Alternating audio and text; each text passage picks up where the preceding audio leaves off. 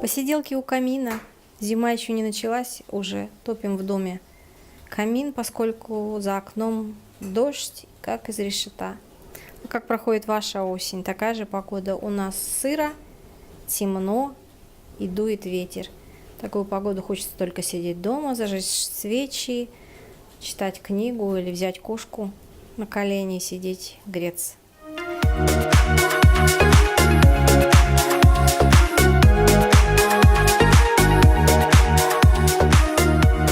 Сегодня я запишу видео пятничное такое, немножко уставшее, потому что с работы неделя была насыщенная на работе и наконец-то отдых долгожданный. Работаю в другом коллективе, и этот коллектив требует, конечно, больше энергии, все норвежцы. И хотелось бы поговорить на эту тему, о рабочих отношениях в Норвегии и о жизни в Норвегии, потому что я посмотрела анализ своего канала, всех интересует Норвегия, и видео набирают больше всего просмотры из плейлиста «Жизнь в Норвегии». Я не знаю, чем так популярна Норвегия и почему у всех представление о жизни в Норвегии, что это очень богатая страна, очень обеспеченная страна, и здесь рай. Рай, конечно, как говорится, у нас в голове, и мы счастье создаем сами, поэтому везде хорошо, где нас нет. Единственное, что Норвегия дает преимущество хорошо оплачиваемой работы, и это дает большую свободу для человека. То есть за меньшее количество рабочих часов можно работать, не так сильно напрягаясь, как в других регионах. Хочу сказать, что в Норвегии очень большие затраты. Наверное, многие все знают, что здесь дорогие продукты, дорогие услуги, все дорогое. И не хватает таких элементарных мелочей, как сходить в маникюрный салон, сходить к парикмахеру как можно чаще, потому что эти услуги оцениваются очень высоко.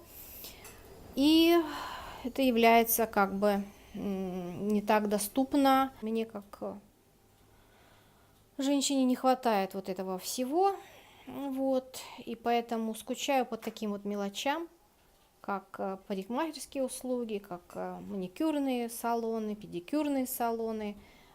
Не хватает косметических салонов, где можно, вернее, они есть, но услуги настолько дорогие, что подумаешь, что лучше потратить эту сумму на питание или же сходить на какую-то процедуру.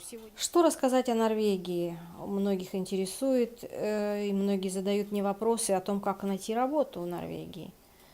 Вы знаете, так ужесточились условия приема на работу. Сын мой приехал на короткий срок, меньше чем на 6 месяцев, попробовать подработать здесь в Норвегии, потому что немножко зарплаты выше все-таки, чем в Финляндии, хотя он не в России живет, а в Европе, в Финляндии. И, конечно же, без знакомств не обошлось.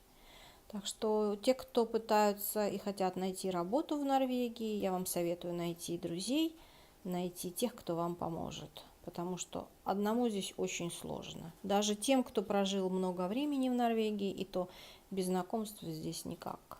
Нужно, чтобы вас куда-то направили, подсказали, где можно устроиться. Хотя иностранцев очень много. Много кто открыл свои фирмы, мусульмане, и они пробиваются, но они выживают тем, что у них своя диаспора, и они друг другу помогают. Помогают друг другу, и даже вот знакомство врачи той же национальности их обслуживают, то есть как бы своя диаспора, свой клан. Ну и что хочу сказать тем, кто пытается найти работу, все равно надо пытаться. Очень много работы для мужчин, очень хорошие условия все-таки труда в плане того, что помимо того, что оплачивается хорошо работа, еще и хорошие трудовые условия. То есть каждый человек по истечении 4-недельного срока работы уже имеет право на больничный, так называемый личный эгенмелин, возможность не выйти на работу по состоянию здоровья без справки от врача. И это предоставляется 4 раза по 3 дня. Это, я считаю, очень хороший условие. То есть 12 дней тебе дают, и это все оплачивает предприятие. Отпуск также 25 рабочих дней, плюс выходные у человека, кто проработал год на предприятии норвежском. Очень хорошие условия и отпуска для мамы и папы. Для тех, кому исполнилось 60 лет, дополнительные отпуска. И, в общем-то, многие пользуются этими условиями, и поэтому держатся за Норвегию. Вот. Как проходит ваша осень? Что вас вдохновляет? Что вас мотивирует? Я вот растопила камин, сижу у камина, тепло, зажгла свечи. Это такая вот погода, которая располагает именно посидеть дома у камина, подумать, поразмыслить. Ну и решила записать видео. Хотя энтузиазм пропал, у меня столько много хороших видео. Я не знаю, почему мой канал не интересен, мало подписчиков.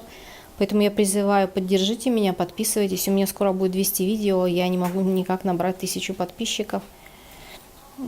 Что в моем канале такого, что я не могу набрать подписчика, вот этого я не понимаю. Или это норвежский YouTube что-то делает, что он закрывает доступ. Хотя выходной день, еще планов нет на выходной, на завтра. Наверное, будет отцепной. Надо отоспаться за неделю. Очень рано встаю в 6 утра, потому что работа немножко далековато находится. Я все еще горю желанием что-то изменить в жизни. Хочу другое место жительства, потому что здесь немножко скучно. Жизнь проходит. Глубинки, можно сказать, тихо, спокойно. Для здоровья, конечно, хорошо, но все равно не хватает общения, не хватает толпы. Наступит скоро 2019 год. Даже не верится, боже мой, как года летят. Ну и я буду продолжать, наверное, свои видео, пусть не в коммерческом плане, а все-таки в качестве моего хобби. Мне нравится снимать на камеру. Я полюбила этот вид творчества и призываю вас, подписывайтесь на мой канал, дайте мне шанс вырасти. Пишите ваши комментарии, ваши вопросы, что вам нравится в моем канале, что вам не нравится в моем канале. Мне обратная связь нужна, и ваше мнение тоже очень важно для меня. Без вас мой канал бы не существовал. Я благодарна тем подписчикам, которые подписаны на меня и просматривают мои видео. Спасибо вам огромное.